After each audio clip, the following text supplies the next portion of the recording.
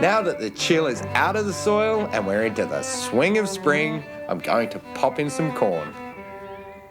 Now, corn is a grass, probably the most delicious lawn you'll ever grow. But like grass, it likes a lot of food and a lot of water.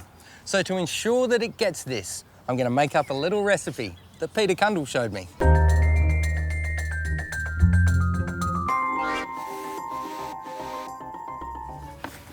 I'm starting with a shovel full of biochar, which is basically wood that's been burnt anaerobically without air to give you a type of charcoal.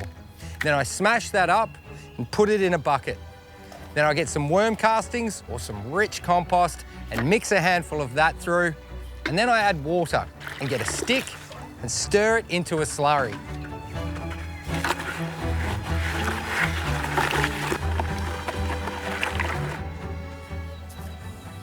Now I've just got to dig 2 trenches.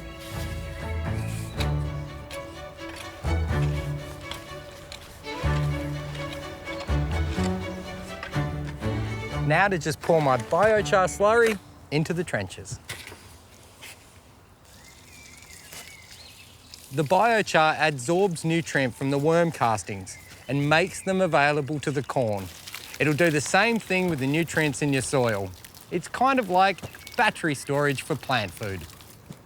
Now that my trench has a good biochar base, it's time to fill it in, and then I'm ready to plant my corn seed.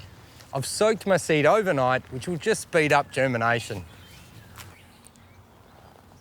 I'm planting the corn about 30 centimetres apart, and there's probably about 30 to 40 centimetres between the rows. Never plant corn as a single row. You need to plant it in at least 2 rows, because that way you'll get good pollination, which will ensure a lot of corn.